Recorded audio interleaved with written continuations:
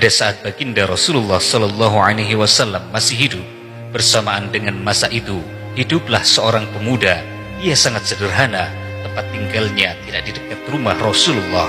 Rasulullah tinggal di Madinah, sementara pemuda itu tinggal di Yaman. Jarak antara Madinah dengan Yaman sekitar 400 km. Ia dengan Rasulullah hidup sezaman, semasa, tetapi ia tidak pernah bertemu dengan Rasulullah. Pemuda ini bukan hanya hidup sederhana, bahkan ia termasuk dalam golongan orang-orang miskin. Sebenarnya pemuda ini sangat tampan, matanya biru, rambutnya merah, dadanya bidang, lapang dan panjang, kulitnya kemerah-merahan, wajahnya selalu melihat pada tempat sujudnya dan tangannya menumpang pada tangan kirinya. Pemuda ini tidak pernah lalai dari membaca Al-Quran, ia senantiasa menangis. Hanya saja penampilan pemuda ini sangat kumal, karena ia hanya punya 2 helai pakaian saja. Pakaian itu dipakai bergantian, sehingga menjadi sangat lusuh dan sebenarnya sudah tidak layak untuk dipakai. Penduduk di sekitarnya tidak ada yang menghiraukannya, tidak ada yang peduli ataupun memperhatikan hidupnya. Semua orang acuh tak acuh, bahkan karena miskin dan tidak jelas kehidupannya, pemuda itu sering dijadikan bahan tertawaan. Orang-orang meledek, menghina dan mengolok-oloknya sebagai orang gila, bahkan ada yang menuduhnya sebagai pencuri. Tidak ada satu orang pun yang tahu jika pemuda itu sebenarnya seorang wali Allah, seorang kekasih Allah. Ia sangat soleh. Andai saja orang di sekitarnya tahu bahwa doa pemuda ini pasti dikabulkan Allah, orang-orang pasti akan mendatanginya dengan merangkak karena memohon untuk didoakan. Setiap kali pemuda ini mengangkat tangan untuk memohon dan berdoa kepada Allah, pasti permohonan dan doanya akan Allah kabulkan. Perkataannya memang tidak didengarkan oleh manusia di bumi, tetapi zikirnya, munajatnya, doanya selalu didengarkan oleh para penghuni langit. Karena itulah Rasulullah menjulukinya sebagai pemuda yang tidak dikenal oleh penduduk bumi, tetapi sangat dikenal oleh para penduduk langit. Menurut Rasulullah Sallallahu Alaihi Wasallam, kelak pada hari kiamat, ketika orang-orang ahli ibadah sudah dipanggil satu persatu untuk masuk surga, justru pemuda itu disuruh menunggu di depan pintu surga, bukan karena ia tidak memiliki tempat di surga, tetapi ia disuruh untuk memberikan syafaat kepada orang lainnya supaya mereka dapat masuk ke dalam surga. Siapa nama pemuda itu? Ia belum pernah bertemu dengan Rasulullah, dan Rasulullah belum pernah bertatapan wajah atau bertemu fisik dengannya. Akan tetapi Allah sudah memberitahu kepada Nabi bahwa nama pemuda itu adalah Uwais Al-Qarni.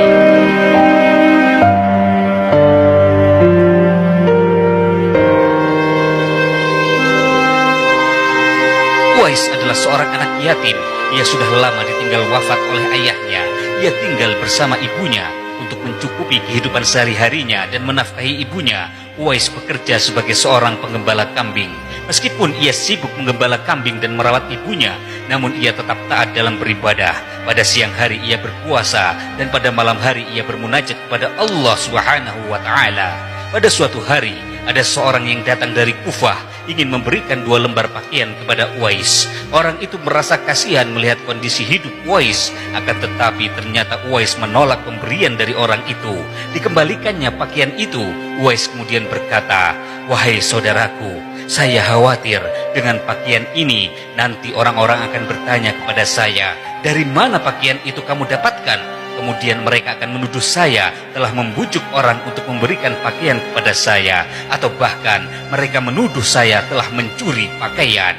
Subhanallah, Uwais Al-Qarni tidak ingin membiarkan orang lain berlaku suudzon kepada dirinya. Demikianlah Uwais, ia takut menjadi kaya karena khawatir menimbulkan prasangka buruk pada hati orang-orang di sekitarnya yang pada dasarnya memang sudah penyakitan. Jangankan untuk menjadi kaya, bahkan Uwais takut memiliki pakaian baru. Satu-satunya harta yang Uwais miliki adalah ibunya yang sudah tua renta, ibunya yang penglihatannya sudah mulai kabur, ibunya yang sudah lumpuh. Ia merawat ibunya dengan kasih sayang serta dengan ketaatan yang luar biasa. Ketika Rasulullah Shallallahu Alaihi Wasallam diangkat menjadi Rasul, maka ajaran Islam menyebar ke seluruh Jazirah Arab, bahkan sampai ke Yaman. Ajaran Islam sangat menarik bagi Uwais Al-Qarni. Lantaran itu, Uwais kemudian memeluk Islam. Saat itu banyak orang Yaman yang pergi ke Madinah untuk dapat berjumpa langsung dengan baginda Rasulullah Shallallahu Alaihi Wasallam. Mereka ingin mendengarkan langsung nasihat dari Nabi, kemudian membawa nasihat serta ajaran tersebut ke Yaman. Dengan cepat, ajaran Islam dapat disebarluaskan di Yaman, dan penduduk Yaman mulai memperbaharui kehidupan mereka dengan cara yang Islami. Saudara-saudaraku yang dirahmati Allah, melihat hilir mudik orang Yaman pergi ke Madinah, jauh di lubuk hatinya Uwais merasa sangat bersedih karena ia belum pernah berjumpa langsung dengan Rasulullah. Ia belum pernah pergi ke Baitullah untuk melaksanakan ibadah haji. Setiap ada orang Yaman yang pulang dari Madinah, Uwais selalu mendatangi mereka untuk mendengarkan nasihat dan ajaran yang disampaikan oleh Rasulullah. Hal ini menambah kecintaan dan kerinduan Uwais kepada Rasulullah. Uwais bertambah cinta kepada sosok Nabi yang belum pernah ia temui. Tapi apa daya, ia tidak mampu untuk menunaikan cita-citanya bertemu sosok manusia paling mulia di bumi. Ketidakmampuan Uwais karena dua hal. Yang pertama, karena ia tidak memiliki bekal biaya untuk pergi ke Madinah sebab ia orang miskin. Yang kedua, karena ibunya. Alasan kedua ini adalah alasan yang dominan yang menghalanginya untuk dapat pergi ke Madinah. Uwais tidak bisa pergi jauh karena hanya dialah yang merawat dan menjaga ibunya. Inilah masalah yang menjadi pertimbangan bagi Uwais untuk tidak dapat pergi meninggalkan Yaman, apalagi pergi ke kota Madinah. Hari demi hari berlalu, kerinduan Uwais untuk berjumpa dengan Rasulullah semakin menggebu-gebu, semakin tidak terbendung lagi. Karena itulah, dengan suatu pertimbangan yang sangat kuat, ia berusaha untuk merayu ibunya. Ia mengutarakan keinginannya, yaitu untuk berjumpa dengan Rasulullah. Tentu saja, seorang ibu yang baik hati, seorang ibu yang taat beribadah, Ibunda Uwais paham, memaklumi hasrat dari putranya. Akhirnya sang ibu mengizinkan Uwais untuk pergi ke Madinah untuk menemui Rasulullah. Uwais sangat gembira. Ia melakukan sujud syukur atas izin dari ibunya yang sudah tua renta itu. Akhirnya Uwais mulai mengumpulkan perbekalan. Setelah semua perbekalannya cukup dan juga semua keperluan untuk biaya ibunya yang akan ditinggalkan untuk sementara waktu sudah terpenuhi, Uwais meminta tolong kepada tetangganya untuk menjagakan ibunya. Bagaimana perjalanan Uwais ke Madinah dari Yaman yang jaraknya 400 km? Apakah Uwais dapat berjumpa dengan Rasulullah? Silahkan like dulu video ini supaya konten Islami semakin melejit. Dan jangan lupa subscribe channel ini agar hidup Anda semakin berkah. Amin amin ya rabbal alamin. Saudara-saudaraku yang dirahmati Allah, perjalanan dari Yaman ke Madinah ditempuh oleh Uwais Al-Qarni dengan susah payah. Jarak 400 km pada zaman itu bukan merupakan jarak yang pendek. Medan perjalanan sangat sulit, melewati gunung, bukit, dan padang pasir yang tandus. Ditambah lagi ancaman perampok dan juga intimidasi dari orang-orang yang memusuhi umat Islam. Itu adalah perjalanan yang berat, yang penuh dengan resiko. Namun demikian, karena tekadnya yang kuat untuk berjumpa dengan Rasulullah, maka Uwais tetap bersemangat untuk melakukannya dengan apapun resiko yang nanti dihadapinya. Satu hal yang selalu diingat oleh Uwais Al-Qarni dalam perjalanan ini adalah pesan dari ibundanya, yaitu apabila setelah sampai di Madinah, segeralah kembali ke Yaman, karena ibunya sudah tua renta dan juga sering sakit-sakitan. Singkat cerita, sampailah Uwais Al-Qarni di kota Madinah. Uwais langsung menuju rumah baginda Rasulullah Shallallahu Alaihi Wasallam. Diketuknya pintu rumah Rasulullah dan mengucapkan salam. Assalamualaikum ya Rasulullah. Namun yang keluar membukakan pintu bukanlah Rasulullah. Yang keluar adalah Ummul Mukminin Aisyah radhiyallahu anha. Waalaikumsalam. Kemudian Uwais menyampaikan maksud kedatangannya bahwa ia ingin berjumpa dengan Rasulullah. Ternyata baginda Nabi saat itu sedang tidak ada di rumahnya. Rasulullah sedang keluar memimpin kaum muslimin berjihad di jalan Allah untuk berjihad di medan perang. Betapa kecewanya Uwais mengetahui hal itu.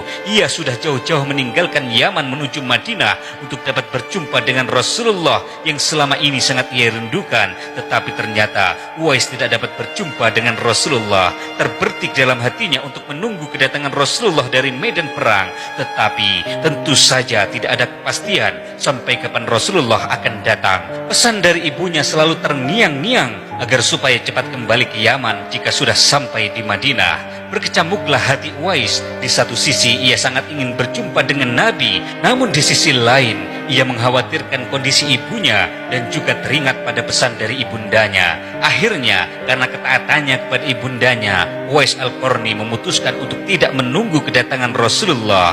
Uwais segera berkemas dan kemudian kembali ke Yaman. Dengan sangat terpaksa, Uwais berpamitan kepada Ummul Mukminin Aisyah dan menitipkan salam kepada baginda Nabi. Dengan berat hati, Uwais melangkah pulang meninggalkan Madinah. Perasaannya campur aduk, dipenuhi dilema. Hatinya sangat berat meninggalkan Madinah, namun ia mantap untuk pulang untuk menemani ibundanya. Selang beberapa lama setelah Uwais pulang ke Yaman, Rasulullah dan kaum muslimin kembali dari medan perang. Rasulullah langsung bertanya kepada Ummul Mukminin, apakah ada orang yang datang dari jauh yang mencari saya? Rasulullah menambahkan bahwa yang beliau maksud adalah seorang anak yatim. Dia sangat taat kepada ibundanya. Dia adalah pemuda yang namanya tidak dikenal di bumi ini, tetapi sangat terkenal di langit sana. Mendengar perkataan Rasulullah itu, Ummul Mukminin Aisyah dan para sahabat yang mendengarkan sangat kaget. Mereka kagum betapa beruntungnya laki-laki itu senantiasa diingat oleh para penghuni langit. Ummul Mukminin Aisyah kemudian teringat bahwa memang ada seorang pemuda yang mencari Rasulullah, tetapi pemuda itu segera pergi lagi karena ibunya sudah tua renta dan sakit-sakitan. Kemudian Rasulullah bersabda, apakah kalian ingin berjumpa dengan orang itu? Maka perhatikanlah, dia mempunyai tanda putih di telapak tangannya. Sesudah itu Rasulullah memandang kepada Umar bin Khattab dan kepada Ali bin Abi Thalib. Rasulullah lalu bersabda, suatu saat nanti apabila kalian berjumpa dengan orang itu, mintalah doa kepadanya dan mintalah istighfar kepadanya.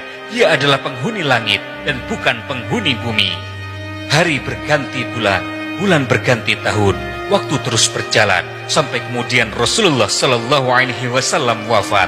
Kepemimpinan umat Islam digantikan oleh Abu Bakar As-Siddiq. Para sahabat yang mengetahui tentang kisah Uwais, mereka menunggu, mereka berharap dapat bertemu dengan Uwais. Tidak lama kemudian Abu Bakar wafat. Ia digantikan oleh Umar bin Khattab. Ketika Umar bin Khattab menjadi khalifah, ia mengingatkan Ali bin Abi Thalib tentang pesan dari Rasulullah untuk menemui seorang soleh bernama Uwais Al-Qarni. Umar bin Khattab kemudian mengajak Ali bin Abi Thalib untuk menemui Uwais Al-Qarni dimanapun ia berada. Mereka berdua ingin berjumpa dengan pemuda yatim dan miskin yang mempunyai kedudukan istimewa di sisi Allah Subhanahu wa Ta'ala. Saudara-saudaraku yang dirahmati Allah, Umar bin Khattab dan Ali bin Abi Thalib merasa cemburu kepada orang asing yang bernama Uwais Al-Qarni yang jauh-jauh hari namanya sudah disebutkan oleh Nabi.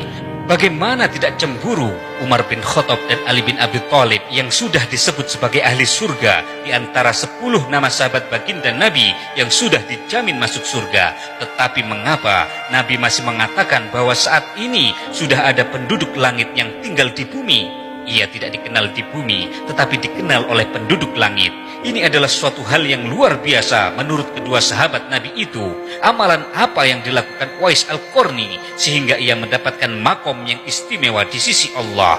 Rasa cemburu yang menggebu-gebu itu yang membuat Umar bin Khattab dan Ali bin Abi Thalib berusaha untuk menjumpai manusia penduduk langit tersebut. Apalagi disabdakan oleh Nabi bahwa kelak di hari kiamat Uwais Al-Qarni ditahan di depan pintu surga untuk memberikan syafaat kepada manusia yang lain. Maka rasa cemburu itu semakin memuncak. Ini adalah cemburu yang dibolehkan dalam Islam. Cemburu kepada ahli surga, cemburu kepada penghuni langit, cemburu kepada orang berilmu yang mengamalkan ilmunya, cemburu kepada orang dermawan yang ikhlas menafkahkan hartanya di jalan Allah. Ini adalah rasa cemburu yang diizinkan dalam agama. Pada akhirnya Umar bin Khattab dan Ali bin Abi Thalib, dua orang sahabat Nabi itu, memutuskan untuk menghadang kafilah-kafilah yang datang dari Yaman. Siapa tahu di antara mereka ada yang bernama Uwais Al-Qarni. Setiap kafilah yang datang dari Yaman selalu ditanya oleh mereka berdua, apakah ada yang namanya Uwais Al-Qarni? Sehingga para kafilah yang datang dari Yaman merasa keheranan, mengapa orang mulia seperti Umar dan Ali mencari-cari Uwais Al-Qarni? Apa kesalahan fatal yang diperbuat oleh Uwais sehingga dicari dua orang sahabat mulia Nabi? Atau jangan-jangan ada keistimewaan atau kehebatan Uwais Al-Qarni yang di Yaman sendiri orang tidak mengenalnya? Sementara itu di Yaman, ibunda Uwais Al-Qarni telah wafat. Maka Uwais Al-Qarni memutuskan untuk ikut rombongan kafilah yang menuju ke Madinah. Mendengar ada rombongan kafilah dari Yaman akan datang, seperti biasanya, dua orang sahabat Rasulullah itu menunggu kedatangan mereka. Kemudian keduanya segera mendatangi kafilah dari Yaman itu. Seperti biasa mereka bertanya, apakah ada di antara kalian yang bernama Uwais? Orang-orang dari Yaman itu saling memandang. Memang benar, di dalam rombongan mereka ada yang bernama Uwais. Tetapi Uwais yang ini adalah pemuda yang miskin yang mereka sewa untuk menjagakan kambing dan unta yang mereka bawa. Untuk keperluan apa Khalifah mencari Uwais? Pasti bukan Uwais yang ini yang Khalifah cari. Setelah diam sejenak, kepala rombongan kafilah itu menjawab, "Iya benar, wahai Khalifah. Ada yang bernama Uwais bersama kami. Dia bukan anggota rombongan kami, melainkan orang yang kami sewa untuk menjagakan hewan ternak peliharaan kami." Khalifah Umar dan Ali saling menatap. Di mana dia sekarang? Dia sedang menjaga kambing dan unta-unta kami, wahai Khalifah. Ia ada di perbatasan kota. Mendengar jawaban itu, Khalifah Umar dan Ali segera bergegas mendatangi kemah-kemah kafilah dari Yaman yang berada di perbatasan kota untuk menjumpai seseorang yang bernama Uwais. Setelah sampai di kemah, Umar dan Ali mengucapkan salam. "Assalamualaikum." Tidak ada jawaban, tidak ada suara manusia di sana. Kedua sahabat itu kemudian memeriksa kemah kafilah dari Yaman itu. Rupanya di sana ada satu orang laki-laki yang sedang sholat. Pakaiannya kusut, sudah banyak yang berlubang di beberapa bagian. Kulitnya kusut, menunjukkan dia sosok manusia yang ditempa kerasnya kehidupan. Ia tidak terlihat seperti seorang alim atau ulama. Dia juga tidak terlihat seperti orang besar. Apakah benar Uwais yang ini orangnya? Dengan sangat sabar, Umar bin Khattab dan Ali bin Abi Thalib menunggunya selesai sholat. Setelah orang itu selesai sholat, Umar bin Khattab dan Ali kembali mengucapkan salam. "Assalamualaikum warahmatullahi wabarakatuh." Maka penunggu unta itu menjawab salam kedua sahabat Rasulullah. "Waalaikumsalam warahmatullahi wabarakatuh." Sambil menjawab salam, penjaga unta itu mendekati Khalifah Umar dan Ali bin Abi Thalib. Kemudian Khalifah Umar berkata, "Apakah engkau yang bernama Uwais?" "Iya benar," kata orang itu. "Aku adalah Khalifah Rasulullah," kata Umar. Uwais kemudian mengulurkan tangannya untuk bersalaman dengan Khalifah Umar dan Ali bin Abi Thalib. Ketika berjabat tangan itulah, Khalifah Umar menarik tangan lelaki Yaman itu dan segera membalik tangannya untuk memastikan apakah ada tanda putih di tangannya, seperti yang pernah disabdakan oleh Rasulullah ketika masih hidup, bahwa Uwais Al-Qarni memiliki tanda putih di bagian tangannya. Dan Allahu Akbar, ternyata benar, laki-laki penunggu unta itu adalah manusia yang mereka tunggu-tunggu kedatangannya beberapa tahun lamanya. Ini adalah penduduk langit yang sedang mampir sebentar ke bumi. Umar bin Khattab dan Ali bin Abi Thalib sangat bersuka cita karena akhirnya dapat berjumpa dengan permata yang selama ini mereka tunggu-tunggu, berjumpa dengan Uwais Al-Qarni yang kata baginda Nabi adalah manusia penghuni langit. Kemudian Khalifah Umar berkata, "Wahai Uwais, aku datang ke sini karena disuruh oleh Rasulullah." Uwais kaget. Disuruh Rasulullah?"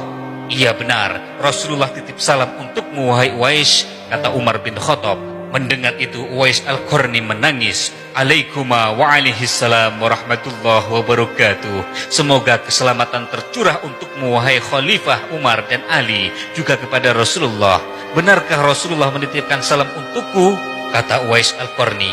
Kemudian Umar menjawab, "Rasulullah tidak hanya menitipkan salam kepadamu, tetapi juga memerintahkan kepadaku untuk meminta doa kepadamu dan memohonkan ampunan kepada Allah untukku." Namun Uwais enggan untuk berdoa. Uwais berkata, "Seharusnya saya yang meminta doa dari Tuhan berdua. Kalian adalah orang dekat Rasulullah. Kalian adalah kekasih Rasulullah." Mendengar jawaban dari Uwais Al-Qarni, Khalifah Umar berkata, "Wahai Uwais, sudah kukatakan bahwa kami berdua kemari karena diperintahkan oleh Rasulullah untuk meminta doa dan istighfar darimu." Karena terus-menerus didesak, akhirnya Uwais mengangkat kedua tangannya, memohon doa dan memohonkan ampunan untuk Umar bin Khattab dan Ali bin Abi Thalib. Setelah itu Umar berkata, "Wahai Uwais, apakah kamu belum pernah berjumpa dengan Rasulullah?" Uwais menjawab, "Belum wahai Umar." Kemudian Uwais menangis lagi. Kemudian Umar berkata lagi, "Wahai Uwais, bagaimana bisa kamu tidak pergi menemui Rasulullah padahal engkau hidup semasa dengan Rasulullah? Apakah engkau tidak rindu pada Rasulullah wahai Uwais?" Uwais kemudian menangis. Ia berkata, Wahai Umar, jika engkau mempertanyakan kerinduanku kepada Rasulullah, sungguh kerinduanku sangat besar. Kerinduanku sudah tidak dapat dibendung lagi, wahai Umar. Umar kemudian berkata, jika kamu mengaku rindu kepada Rasulullah, lalu mengapa engkau tidak pergi ke Madinah untuk menemui Rasulullah, wahai Uwais? Menangislah Uwais. Ya Khalifah Rasulullah, setiap kali ada rombongan kafilah dari Yaman pergi ke Mekah dan Madinah untuk melakukan ibadah haji, yang bisa aku lakukan hanyalah menangis dan meratapi diri karena aku tidak bisa pergi bersama mereka. Kesedihanku sangat tak terkirakan setiap kali ada rombongan pergi ke bumi Nabi ini. Lalu kenapa kamu tidak ikut rombongan dan pergi? Kata Khalifah Umar lagi. Wahai Khalifah, bagaimana aku bisa pergi sementara di rumahku ada ibuku yang sudah tua renta yang harus aku jaga dan aku rawat? Bagaimana bisa aku pergi sementara tidak ada yang mengurus amanah yang Allah titipkan kepadaku? Mendengar itu, kagetlah Khalifah Umar dan Sayyidina Ali. Wahai Uwais, inilah yang membuatmu menjadi mulia di sisi Allah. Inilah yang membuatmu dirindukan Rasulullah. Tapi sekarang, bagaimana kamu bisa pergi, wahai Uwais? Tanya Umar lagi. Wahai Khalifah, beberapa waktu yang lalu ibuku wafat, sehingga aku memutuskan segera berangkat ke Madinah. Aku menemui beberapa kafilah yang pergi dan menawarkan kepada mereka untuk menjagakan dan memberi makan kambing dan unta yang mereka bawa. Sebagai imbalannya, wahai Khalifah, mereka membolehkan aku ikut dalam rombongan mereka ke Madinah. Tapi sesampainya aku di Madinah, betapa hancurnya hatiku, wahai Khalifah, mendengar kabar bahwa Rasulullah sudah wafat. Uwais kemudian menangis. Kemudian Umar berkata, wahai Uwais, kamu adalah orang mulia di mata Nabi. Meskipun kamu tidak bisa berjumpa Rasulullah secara langsung, tetapi Nabi sudah berkirim salam secara khusus kepadamu. Itu adalah sebuah keistimewaan yang agung, wahai Uwais. Saudara-saudaraku yang dimuliakan Allah, di dalam kitab Ihya Ulumuddin, Imam Al-Ghazali mengisahkan bahwa ketika Uwais sampai di pintu Masjid Madinah, Uwais menerima kabar bahwa di masjid itu Nabi dimakamkan. Seketika itu Uwais Al-Qarni pingsan. Pada saat siuman, Uwais berkata, keluarkan aku dari sini, keluarkan aku dari Madinah. Aku merasa tidak enak berada di negeri tempat bersemayamnya Rasulullah. Di sini Uwais menunjukkan rasa cinta, rasa hormatnya kepada Nabi Muhammad SAW. Rasa tidak nyamannya, atau lebih tepatnya rasa malu, muncul lantaran ia tidak berkenan menginjak tanah di suatu daerah yang di dalamnya terdapat jasad mulia Rasulullah. Selain itu, Uwais merasa malu karena ia tidak dapat menjumpai Rasulullah ketika Rasulullah masih hidup. Uwais memposisikan Nabi yang sudah wafat selayaknya ketika Rasulullah masih hidup. Saudara-saudaraku yang dimuliakan Allah, di akhir pertemuannya dengan Uwais Al-Qarni, Khalifah Umar berniat memberikan uang dari Baitul Mal untuk jaminan hidup Uwais. Namun dengan sangat halus, Uwais menolak bantuan itu. Uwais berkata, wahai Khalifah, saya berdoa agar supaya hari ini saja saya diketahui oleh orang. Untuk hari-hari selanjutnya, biarlah saya yang fakir ini tidak diketahui oleh orang-orang lagi. Kemudian, dua sahabat Rasul itu berpamitan dan meninggalkan Uwais di kemahnya. Saudara-saudaraku yang dimuliakan Allah, setelah kejadian itu, nama Uwais kembali tenggelam dan tidak langsung terdengar beritanya. Tapi diriwayatkan ada seorang laki-laki pernah bertemu dan dibantu oleh Uwais. Orang itu bercerita, pada waktu itu kami sedang berada di atas kapal menuju ke tanah Arab bersama para pedagang. Tanpa disangka-sangka, angin ribut bertiup dengan sangat kencang. Akibatnya, hempasan ombak menghantam kapal kami sehingga air laut masuk ke dalam kapal dan menyebabkan kapal semakin berat. Pada saat itu, kami melihat seorang laki-laki yang menggunakan selimut berbulu. Ia berada di satu sudut kapal, lalu kami memanggilnya. Lelaki itu bangun lalu melakukan sholat. Setelah itu kami berkata, wahai waliullah, tolonglah kami. Tetapi laki-laki itu tidak menoleh. Lalu kami berseru lagi, demi zat yang telah memberimu kekuatan dan kenikmatan untuk beribadah, tolonglah kami. Lelaki itu kemudian menoleh kepada kami. Ia berkata, apa yang terjadi, wahai saudaraku? Kemudian kami menjawab, tidakkah engkau melihat bahwa kapal kita dihantam badai ribut dan dihantam ombak? Kemudian orang itu menjawab, dekatkanlah diri kalian kepada Allah. Kemudian kami menjawab, kami telah melakukannya. Kemudian laki-laki itu berkata, keluarlah kalian dari kapal dengan membaca Bismillahirrahmanirrahim. Kemudian kami keluar dari kapal satu persatu. Kami berkumpul di dekat satu sudut itu. Pada saat itu, jumlah kami sekitar 500 lebih orang.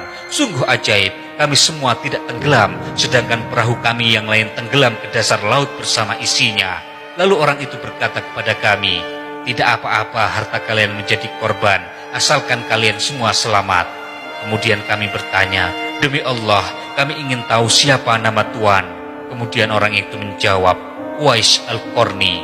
Kemudian kami berkata lagi kepadanya, "Sesungguhnya harta yang ada di kapal itu adalah milik orang-orang fakir di Madinah yang dikirim oleh orang Mesir." Uwais berkata, "Jika Allah mengembalikan harta kalian, apakah kalian akan membagi-bagikannya semua kepada orang-orang fakir di Madinah?" Kemudian kami menjawab, "Iya Tuan, tentu saja," kata kami. Orang itu kemudian melaksanakan sholat 2 rakaat, lalu berdoa. Setelah Uwais Al-Qarni mengucapkan salam, tiba-tiba kapal itu muncul lagi ke permukaan air.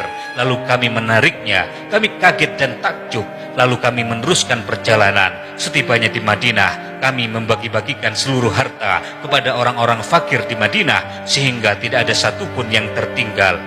Beberapa waktu setelah pertemuan Khalifah Umar dan Uwais Al-Qarni, kemudian terdengar kabar bahwa Uwais Al-Qarni wafat. Sang waliullah telah kembali kepada Allah Subhanahu wa Ta'ala. Ada hal-hal yang aneh ketika Uwais dimandikan.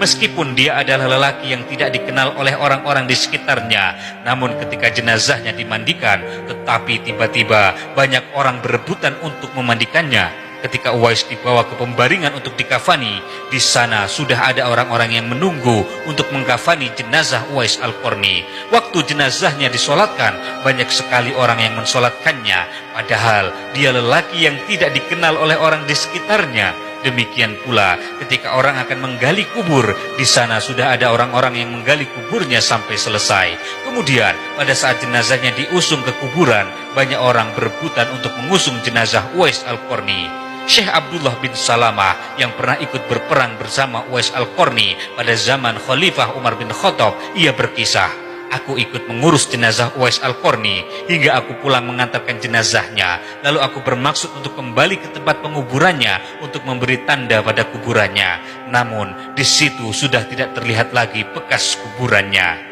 Saudara-saudaraku, meninggalnya Uwais Al-Qarni menggemparkan masyarakat kota Yaman. Banyak hal terjadi, hal-hal yang aneh dan mengherankan terjadi. Sebegitu banyaknya orang yang mengurus jenazahnya dan mengurus pemakamannya. Padahal dia adalah seorang fakir miskin. Ia adalah orang yang tidak dihiraukan oleh orang lain.